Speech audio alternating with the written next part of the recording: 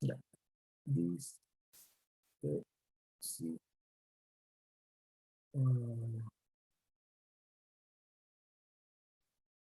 Dispersión, bueno, en verdad esto es...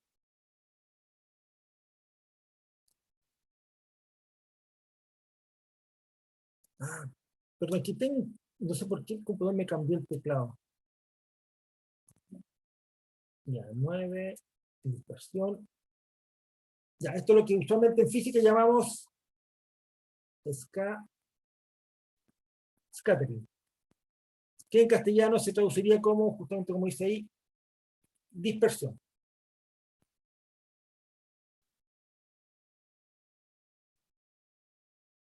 Yo no sé cómo lo llamamos tan, como siempre llamamos scattering, para que después ustedes dicen dispersión y algún colega no le entiende.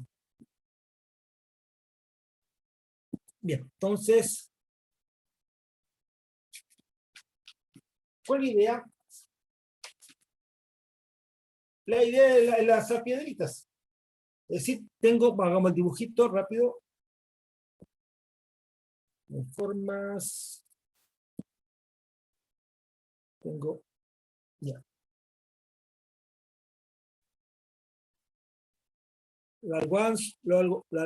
lanzo algo sobre un,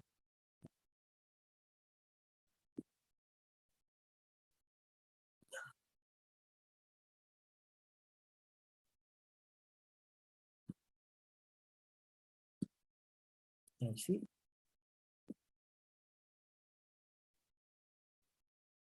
Aquí está, sobre un objetivo, lanzo sobre un objetivo esta cosa, eh, ya, lanzo un haz de partículas, lo típico, lanzo un haz de partículas, y este haz de partículas,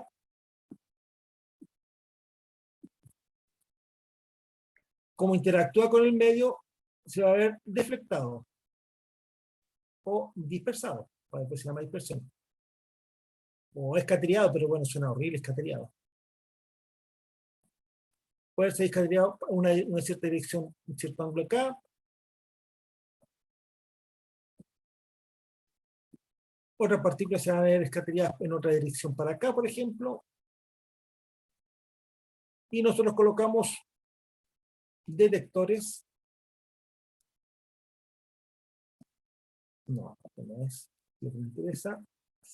Y colocamos algún detector aquí para captar esas partículas, o detector por acá para captar estas otras partículas. Y duplicamos.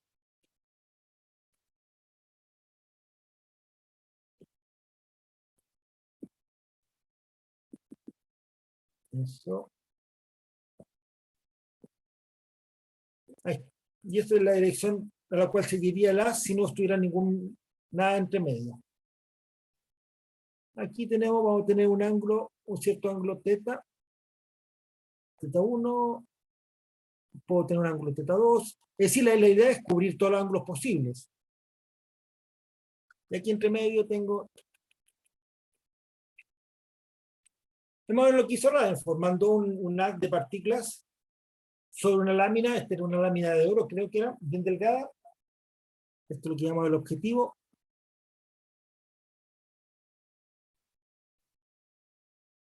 y colocó el detector para medir las partículas que llegan hasta esa dirección.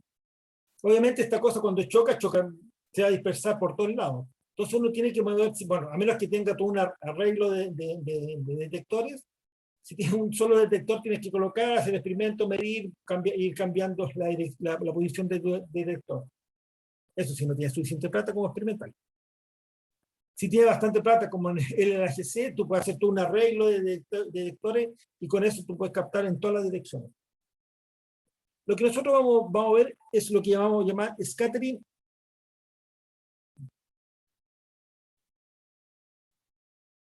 elástico.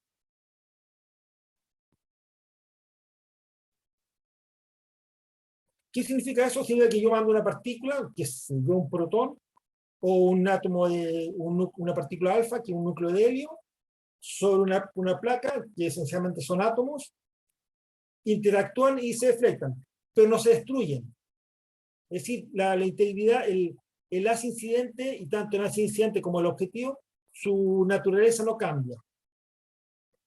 Simplemente interactúan y después, debido a la interacción, el haz es deflectado hacia alguna dirección, y donde nosotros colocamos un detector y medimos cuántas partículas van a llegar en función de las cuantas fueron enviadas, que no es lo que hacen en el EGC.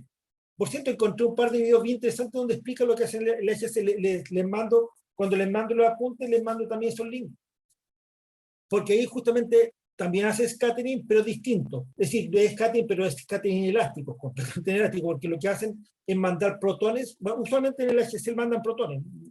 No todos los experimentos son con protones, pero la mayor parte de ellos sí. Mandan protones uno contra otro, chocan, y la idea no es deflectarlos, es romperlos, destruirlos completamente. También es scattering, pero es scattering elástico, y se rompen, y uno ve exactamente qué es lo que hay dentro de los protones. Y ahí sacan toda la información relevante de la estructura interna de las partículas elementales.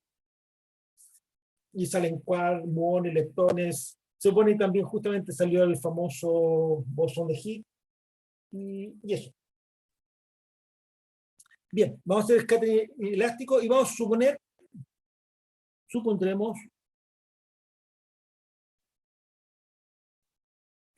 por razones de hacer el cálculo más sencillo. Entonces, no es necesario, no es necesario hacer estos supuestos, pero el cálculo se hace más complicado. Primero que nada, supondremos que tenemos partículas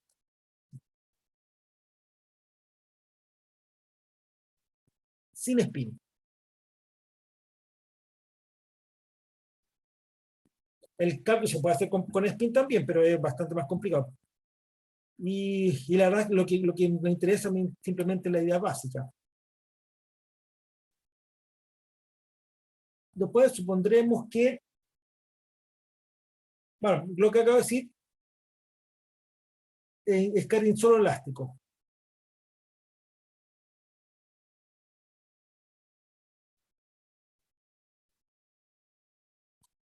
Es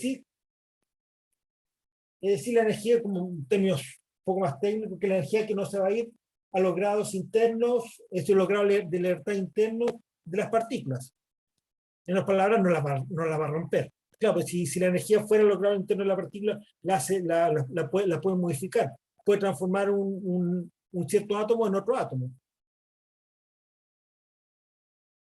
Es decir, la integridad de los átomos se mantiene. O si no, entraríamos en física nuclear o física de alta energía. De nuevo, se puede hacer también, pero es bastante más complicado. Vamos también a despreciar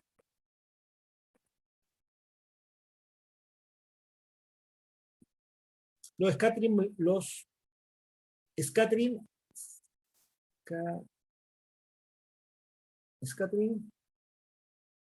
múltiples.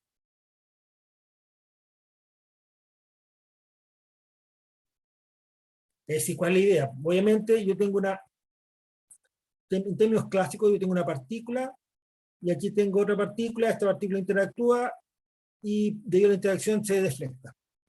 Es un scattering, pero podría haber como una placa, no hay solo un átomo, por ejemplo, puede haber un arreglo de átomos, o una nube, si mando estas partículas sobre una nube de algún otro gas. Claro, esto puede interactuar con una, se deflecta, pero después puede interactuar con otra, y se deflecta aún más o menos, puede ser atraído, depende de las cargas, y después podría volver a interactuar con otra más, y se deflecta para allá. Eso sería un scattering múltiple. No, despreciamos el scattering múltiple, es un scattering simple, una partícula, un objetivo y listo. No, no múltiple objetivo, que es más realista, pero bueno, pero que también se puede hacer, pero también es más complicado. Aquí queremos hacerlo lo más sencillo posible. Después, despreciar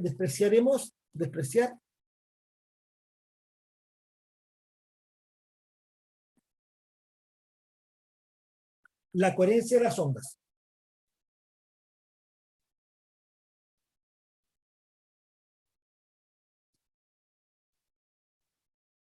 Coherencia de las... ¿Cuál es la idea? Bueno, la idea es, esto es mecánica cuántica.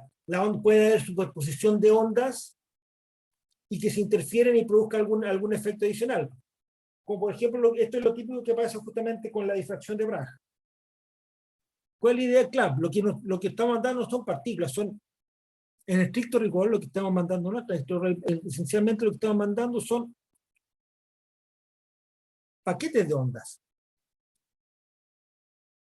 que van a interactuar con una partícula, con un objetivo que también, en principio, es otro paquete de ondas.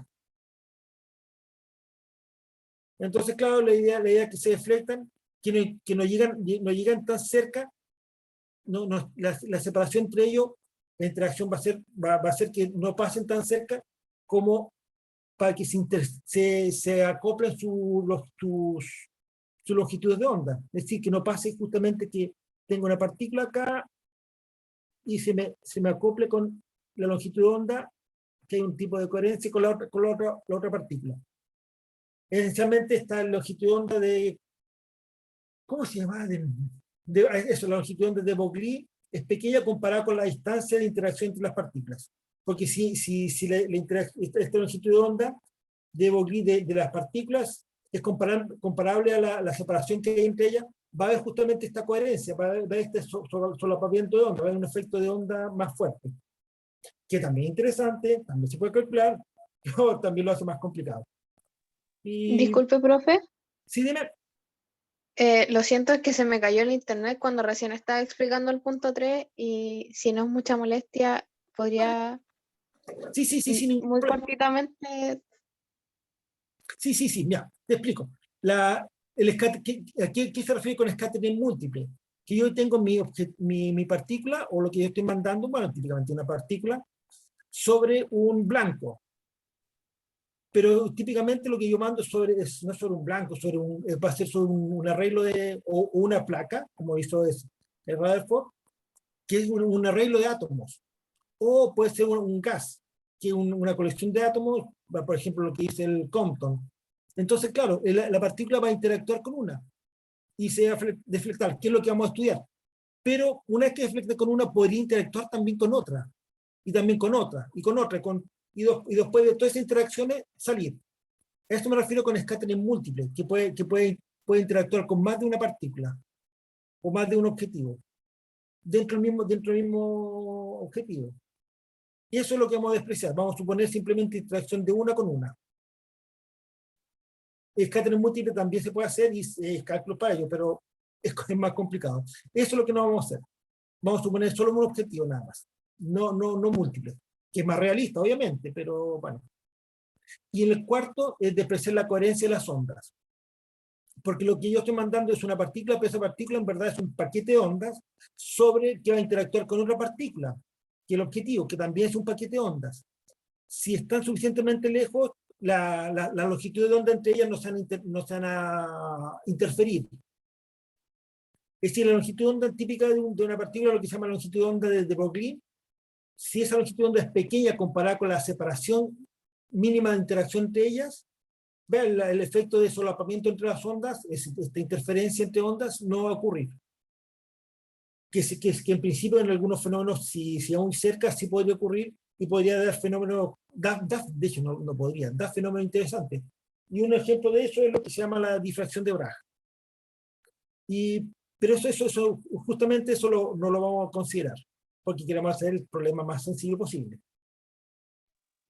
Pero lo menciono para que justamente vean que también hay otras cosas interesantes. Y Muchas gracias, profe. no hay por qué. No, gracias a ti, pregunta, si digan, si la verdad yo me siento bien cuando participan. Ya, y lo otro vamos a suponer que el potencial depende de el vector que los conecta, el vector que conecta el objetivo con la fuente, con la partícula incidente. Donde R, como definir R como la posición relativa.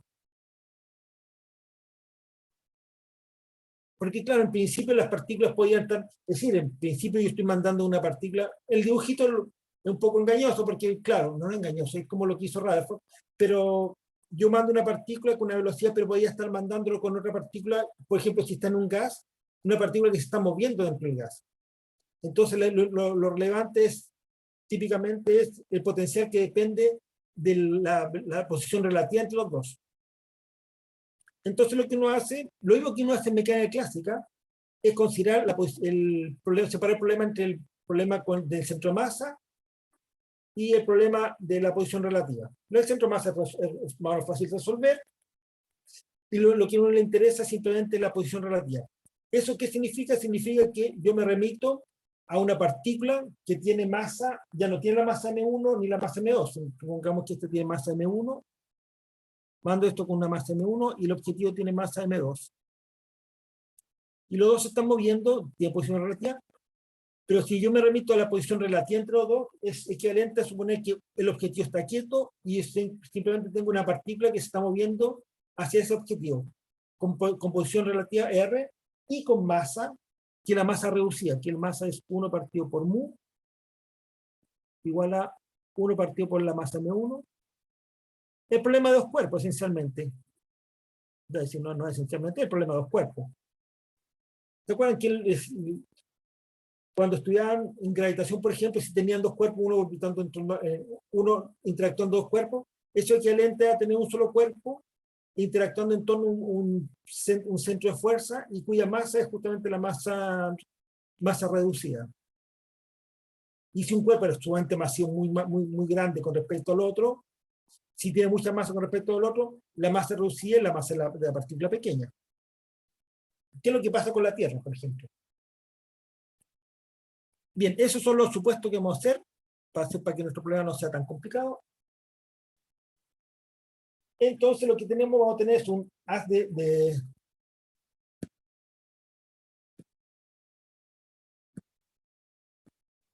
un haz incidente.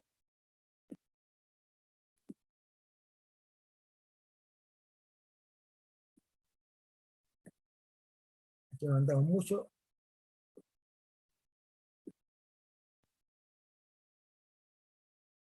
Aquí tengo mi haz incidente, que es ya.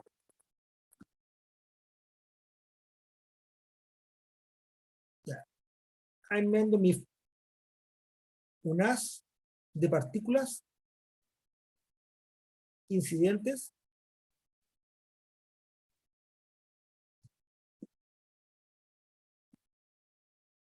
sobre una región donde, ahora bien, yo dejo suponer que hay partículas, supone que tiene una región, yo puedo colocar el origen acá,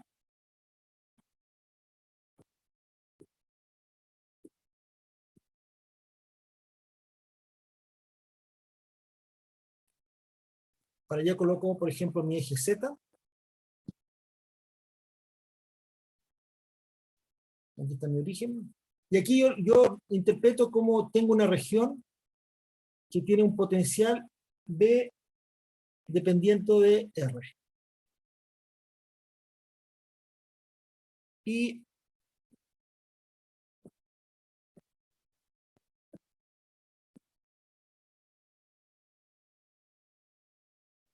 por acá yo coloco mi detector,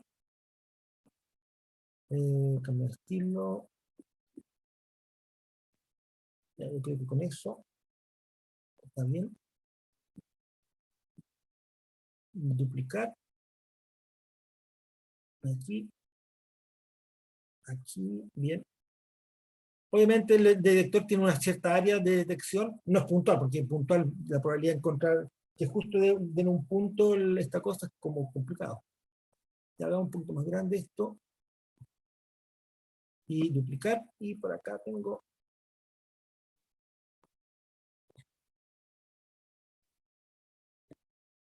listo, cambiar estilo, eso, ya. Y yo coloco mi detector por acá.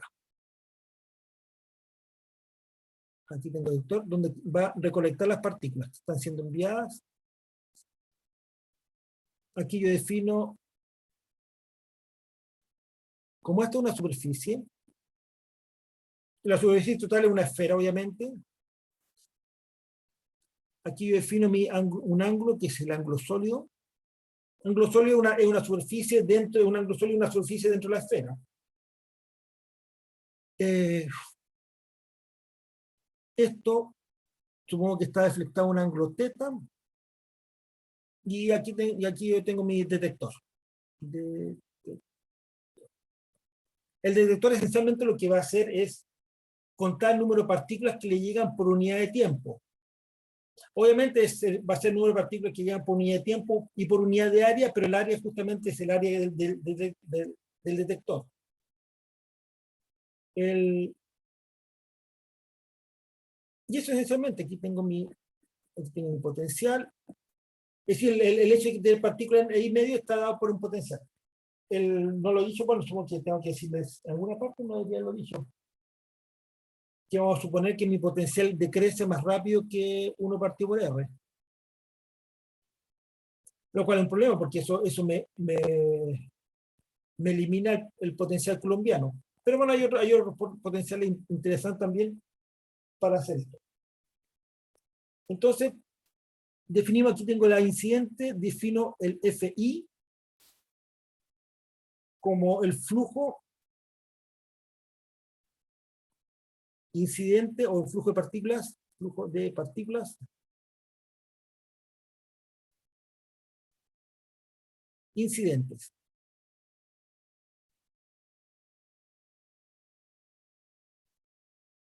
Es decir, esencialmente el FI es, si esta es una unidad de área, este es mi flujo incidente, si este es un área A, bueno, para allá coloco mi eje Z si quieren, va a dar el mismo el eje. FI esencialmente es el número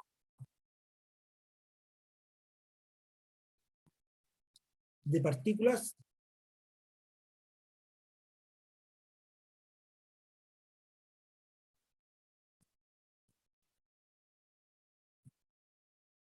que pasan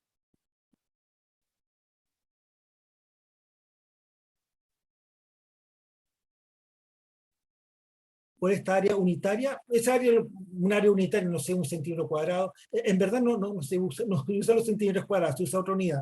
De ella la explico. Que pasan por unidad de área, unidad de área, área con acento la, creo que sí. Y unidad de tiempo. Y unidad de tiempo. Y por unidad de tiempo. Por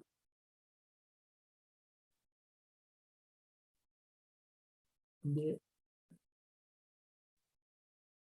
es decir, la idea de flujo que uno tiene de fluidos. Esencialmente, cuántos fluidos o cuántas partículas pasan por unidad de tiempo por una área unitaria determinada.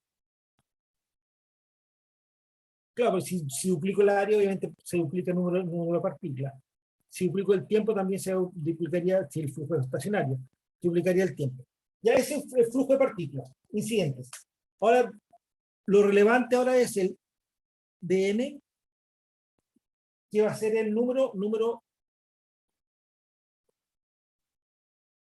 bueno, obviamente el flujo de partículas incidentes es lo que uno inyecta, tiene un aparato, tiene una fuente de lo que está enviando, no sé, partículas alfa, protones o lo que sea. Y lo que yo quiero es contar el número de partículas en el detector. Entonces, claro, defino el dn con número de partículas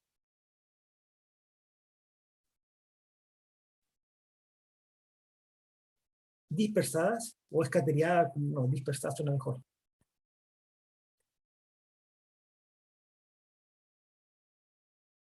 Por unidad de tiempo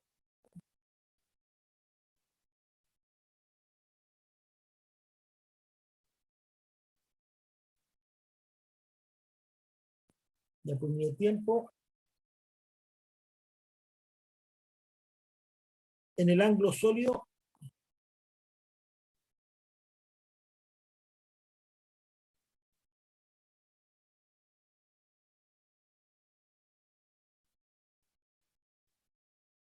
de omega, en la dirección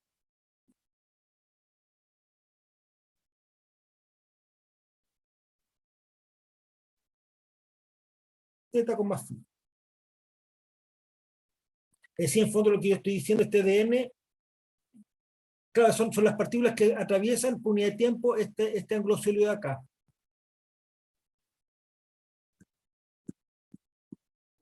En fondo, los que atraviesan eso justamente son los que van a llegar al detector. En fondo, lo que yo estoy definiendo es el número de partículas que van a llegar a ese detector por unidad de tiempo. ¿Qué es lo lo relevante? Porque es lo que yo estoy midiendo, es lo que el detector me va a entregar. Ahora bien, es más o menos intuitivo que este número de partículas es proporcional al flujo incidente. Obviamente, si yo duplico el número de partículas que estoy mandando inicialmente, el detector me tiene que, en principio, a menos que pase algo raro, el detector debería detectar el doble de partículas. Es decir, si aumento el flujo, si no hay flujo, el detector no va a detectar nada. Si le mando un flujo 1, la unidad que sea, me va a detectar una cierta fracción alfa. Si le mando un flujo 2, me debería detectar 2 alfa. Es decir, el doble de flujo. Entonces, claro, el número de partículas que yo estoy detectando tiene que ser proporcional al flujo de partículas que le estoy inyectando. Eso es más o menos intuitivo. Y además, ese número de partículas a mí es proporcional a infinitesimalmente, obviamente, porque si hacemos más grande, obviamente esta cosa hay una distribución. Pero localmente, infinitesimalmente, esto funciona como homogéneo. Entonces, este tiene que ser proporcional al ángulo sólido. Obviamente, si el ángulo sólido es el doble, si mi aparato con que lo estoy midiendo tiene un área del doble, en principio debería recibir el doble de partículas. Claro, eso estoy hablando infinitesimalmente. Porque, claro, obviamente las partículas no se van a distribuir en forma homogénea en toda la esfera. Pero localmente sí puedo suponer que es homogéneo, entonces si duplico el ángulo sólido infinitesimal, el número de partículas que debería estar atravesando esa superficie debería ser el doble. Obviamente, mayor área, más partículas. Es decir, más o menos razonable. Por lo tanto, yo tengo que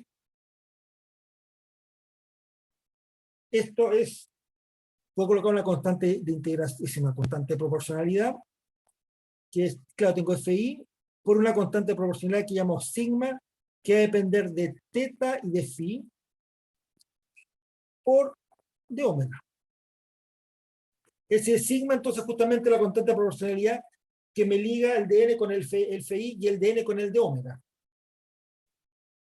Y esto es mi definición, esto es importante, entonces rectangulito, lo coloco acá, por así. Y ahí. Y justamente es la definición de esto, lo que llamamos la sección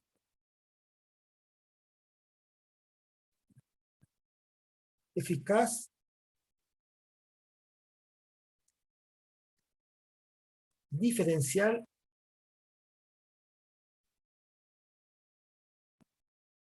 de scattering. Bueno, debería ser de dispersión, pero bueno, usualmente decimos scattering.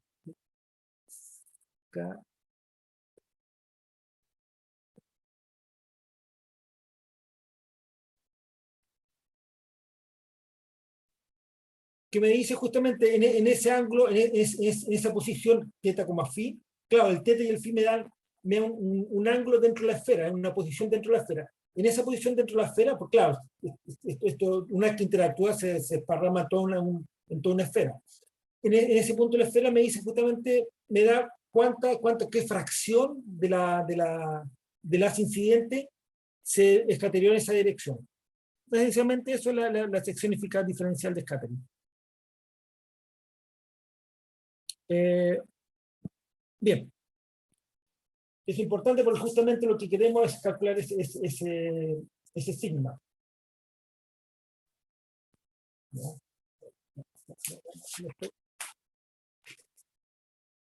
Bien, esto, bueno, el sigma, este sigma de teta, phi, se dan cuenta que tiene unidades de área, longitud al cuadrado.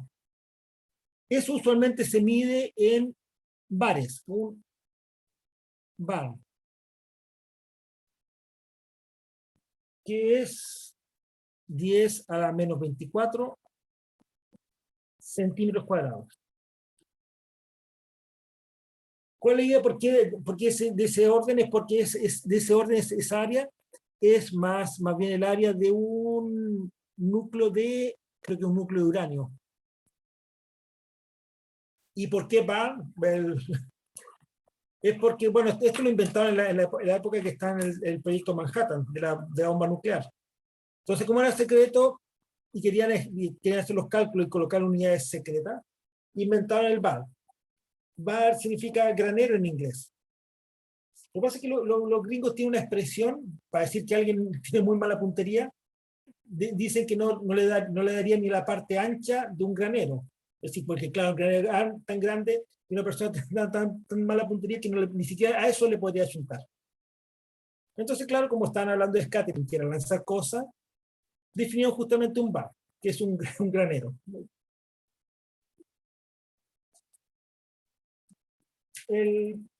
Nosotros no lo ocupamos, pero creo que la gente, bueno, como yo no soy de partículas, no lo sé, pero parece que la gente ocupa esas unidades. Ya. Y entonces, bueno, si alguno de ustedes se dedica justamente a esa área, es bueno que sepan que existe. Y uno puede definir el sigma, obviamente, que es la integral de sigma de teta, phi, a de omega, como la sección eficaz total, bueno, porque la integral, obviamente, total,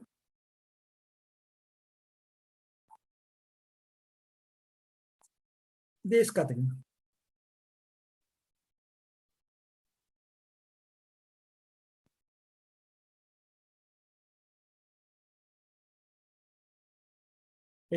Ok, uy, sí, pues le respondo.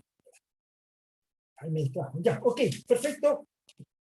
Y ahí tenemos, lo que tenemos ahora es justamente definimos todos los elementos básicos que necesitamos para hacer nuestro cálculo. Entonces, bueno, falta una última cosa importante. El famoso hamiltoniano. Hamiltoniano que vamos a tener, vamos a suponer un hamiltoniano, un H0, más justamente el potencial de interacción.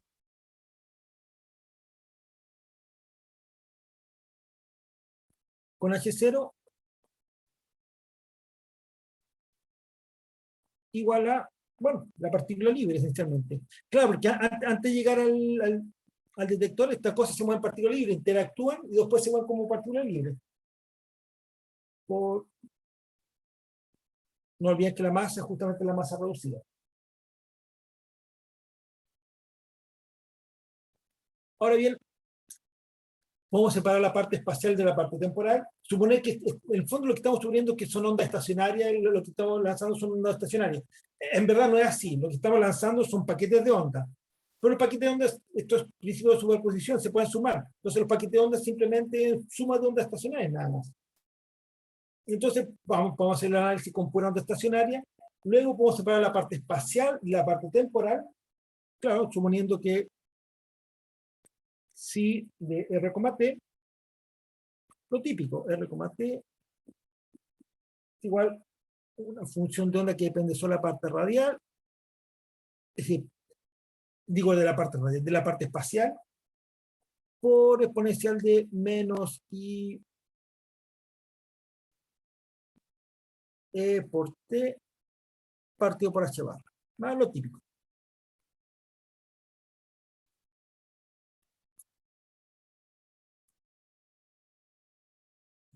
Luego,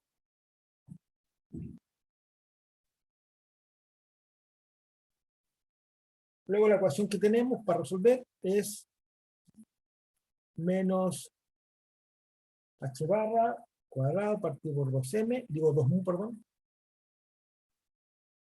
el laplaciano más el potencial aplicado sobre phi de r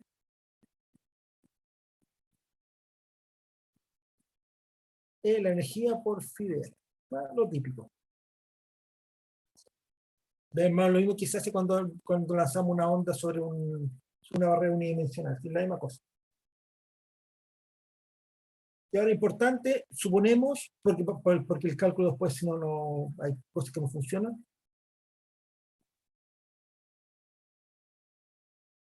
Suponemos que B de R decrece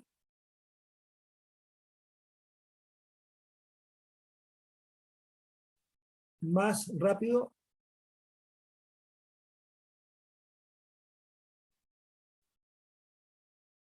que 1 partido por n.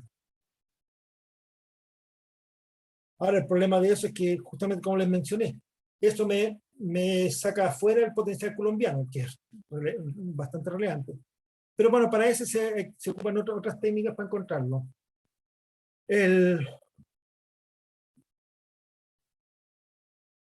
De hecho, vamos a hacer un cálculo en que se reobtiene de nuevo el cálculo que se obtiene para el colombiano en forma aproximada. Digo, pero no como forma aproximada, sino como un límite. Bien. Ahora bien, la energía, sabemos que es, bueno, esencialmente para la partícula libre, esta se barra cuadrado, k cuadrado partido por 2mu. Podemos definir el potencial, cambiar simplemente redefinir el potencial, definir esta otra cosa acá, h barra partido por 2mu, por no potencial u de r. Es una nueva definición, es decir, estoy cambiando el v al u. Y el u es simplemente lo mismo que el v, salvo ese factor. ¿Por qué? Porque es más bonito. Es más bonito porque la ecuación queda más sencilla. Luego la ecuación que nos queda es el laplaciano. Es decir, el h barra cuadrado partido por 2 mu no lo podemos echar. Porque nos va a quedar eso más k cuadrado, que es lo que reemplaza la energía, menos u, que reemplaza el v. Por phi de r igual 0. Es decir, qué más bonita la ecuación, simplemente para cargarnos el h barra cuadrado partido por 2mu.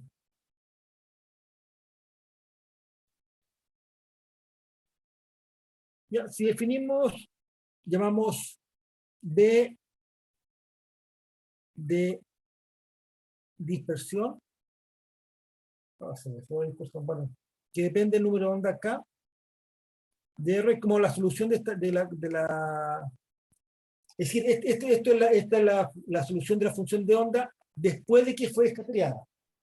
Profesor, Sí, dime. ¿qué representaba el K? Acá no, simplemente es el número de onda, pero eso viene, Okay. no, pero viene acá, ¿se das cuenta de la energía?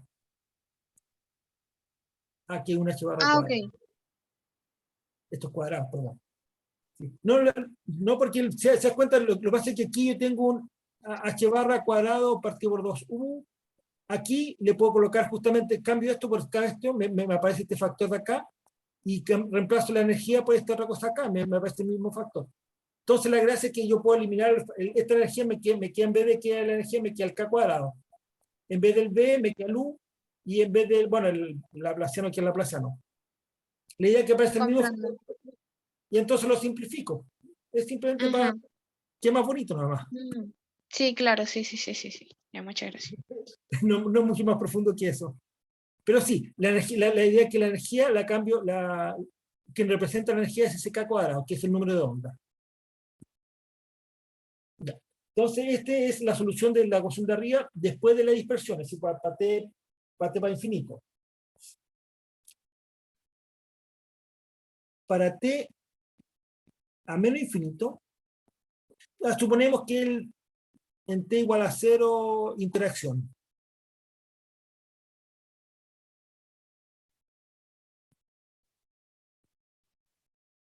Solo para colocar el origen. El origen del tiempo lo coloco cuando el paquete de onda interactúa con el objetivo.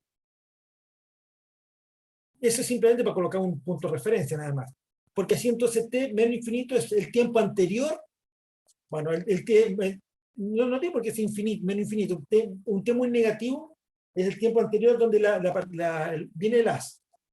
Y ese haz, como eso, es esencialmente una partícula libre.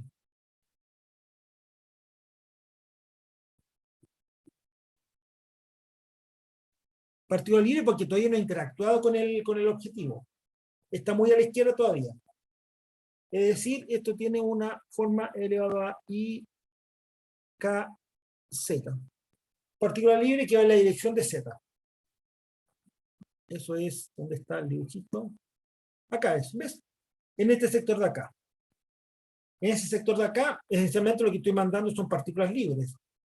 Porque no hay ningún potencial con que esté interactuando, simplemente una partícula libre. Todavía no llega al potencial.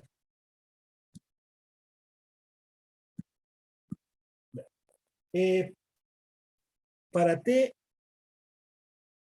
ahora para T en la otra dirección, cuando ya interactuó, pero ya dejó de interactuar, es decir,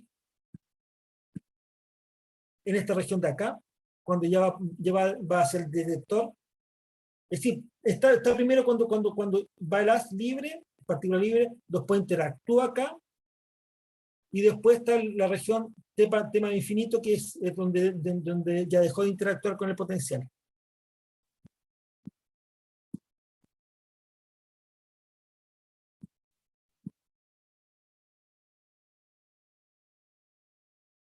Ahí tiene una dependencia radial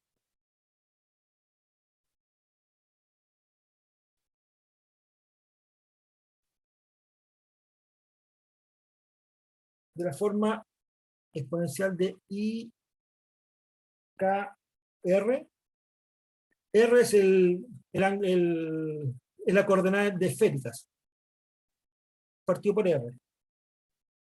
Eso es porque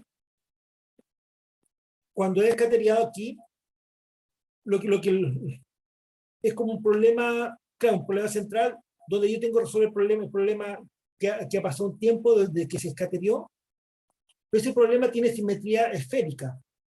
Es decir, en ese caso, laplaciano con esféricas más k cuadrado, el IKR de distinto cero, es decir, no es solución. Aquí no coloco el U porque ya dejó de interactuar con el potencial. Es decir, no es solución.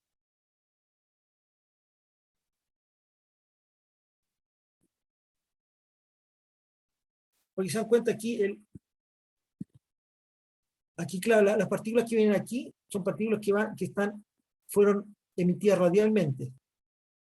Entonces, claro, estos van como exponencial de IK por la dirección radial que está tomando. Y eso va variando de dirección en dirección.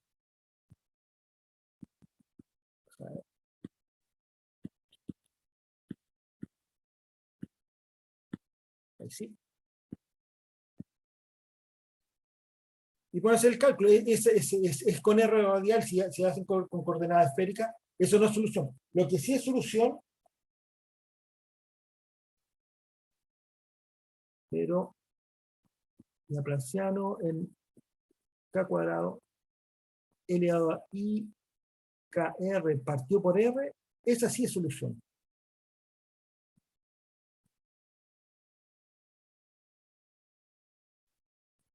Por eso mi dependencia radial va como exponencial de IKR partido por R. Que más o menos tiene que ir con IKR, porque cuando vas en una dirección, claro, las partículas no caen, no hay pérdida de partículas, pero cuando tú las mandas en forma radial, claro, tú tienes unas partículas, el número de partículas que tú vas a ver después de una cierta distancia van a ser mucho menos, porque están distribuyendo sobre un área cada vez más grande. A medida que van separándose, a medida que va avanzando el tiempo, el área, que es una esfera, va creciendo. Entonces, por eso es razonable que tiene que ir como un número partido de R.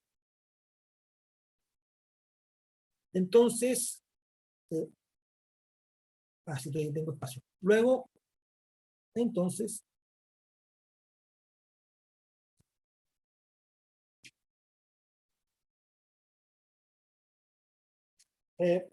y por cierto, la dispersión no es isotrópica en general, obviamente, es decir, no es isotrópica porque uno obviamente va a ver en la dirección hacia donde iba, hacia la dirección Z, debería concentrarse en más número de partículas, y a medida que me voy alejando de ese eje, debería disminuir, en principio.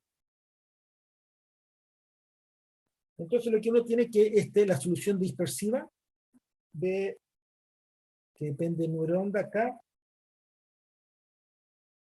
dispersivo, que depende de R,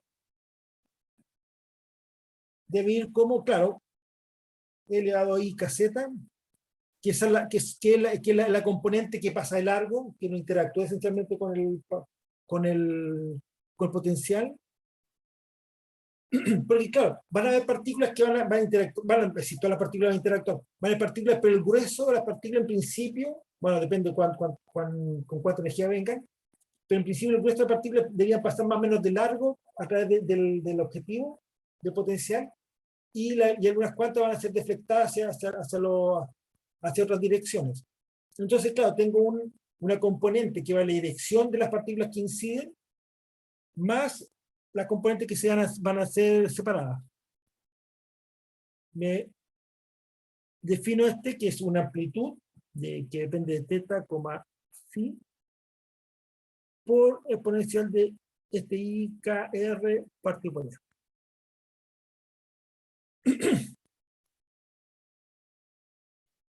Y esto es justamente lo que definimos como amplitud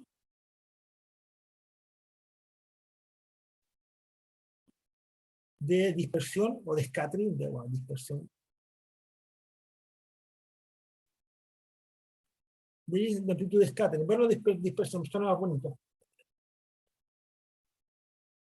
La amplitud de dispersión.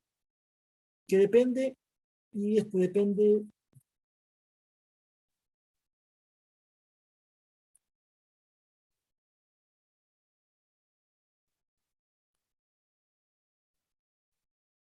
obviamente esto es lo que depende del potencial. Claro, porque si no hubiera potencial, ese F sería cero. Y si hay un potencial, claro, porque eso es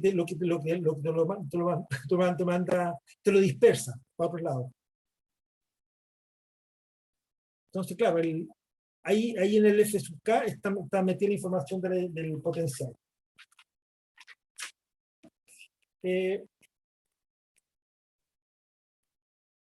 Luego,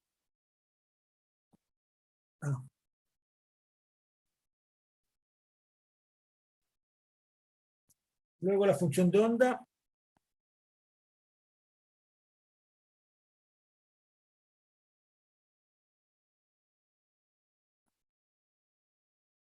va a ser un phi de R, T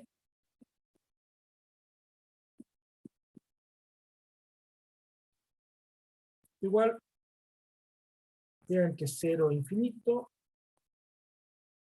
de K, de todo el número de ondas, de todo el número de ondas posible. En el fondo, lo que estoy escribiendo aquí es el paquete de ondas. G de K es la amplitud, es la contribución, qué contribución tiene cada uno de los números de onda, por, obviamente, B de K dispersivo. Ahí me salió horrible eso. Que depende de R. Bueno, y aquí la dependencia temporal. El I por T partido por H bar. Obviamente este es un paquete de ondas, y como paquete de onda gaussiano uno supone que, claro, la función G, esto es K, esto es G, esa amplitud, y acá hay un K0. Típicamente esta cosa es una cosa centrada en un K0.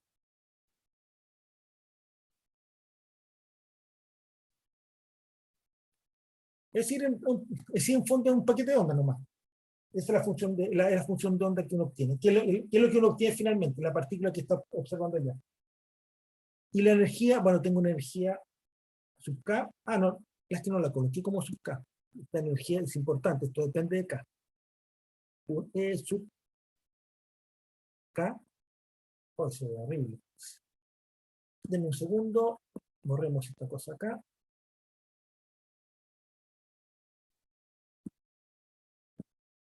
Esto es un E sub K, claro, se me olvidó colocar por T partido por H baja. Ahí está. El E sub K es obviamente el H barra cuadrado, K cuadrado, partido por 2 mu. Claro, la energía de la partícula libre. Con eso tengo que mi función de onda phi de R, T va, hay términos de normalización que son importantes. Para R tendiendo a infinito, es decir, para lejos, donde supone que tengo colocado mi detector, va a ser integral entre 0 e infinito de K, G de K. Bueno, primero la onda plana en la parte del IKZ, y la parte temporal exponencial de menos I E sub K por T partido por H barra, ya, la primera parte más, y la otra parte, porque este está separado en dos partes de 0 infinito, de K, G de K, la amplitud que depende del número de onda, es lo que me forma mi paquete de onda, F de K, de teta, phi, por elevado a I K R, partido por R, y por la parte temporal exponencial de menos I E sub K por T partido por H baja. Bien. La posición de las partículas se M, la posición media de las partículas en tiempo T,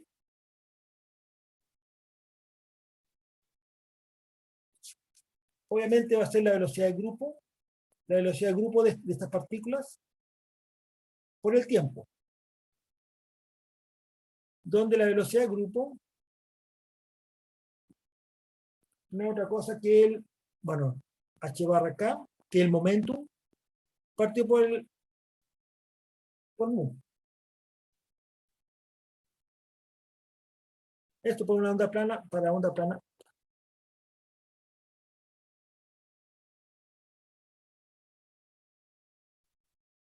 Con T grande. T grande, obviamente, lejos de donde está lejos de donde está el potencial que interactuó. Claro, porque cuando en la parte del potencial el asunto es bastante más complejo. Eso para la onda que no está siendo difundida. Es decir, para la primera parte, esta parte de acá. Esa parte ahí que no está siendo difundida. Para la segunda parte, para la onda no difundida. Para onda plana con T igual grande. Es decir, la parte que pasó de largo. Para la onda difundida,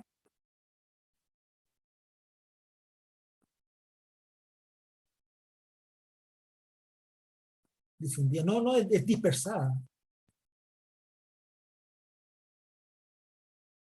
Sí, pues llamé dispersión, ya me confundo entero. La posición R, claro, que depende de teta coma phi, coma t,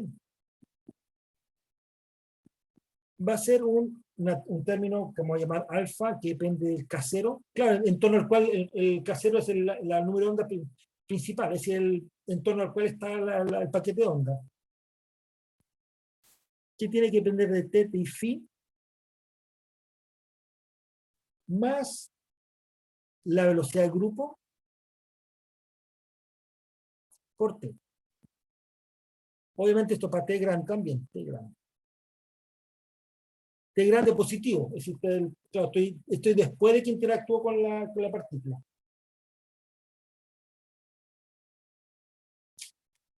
¿Ya?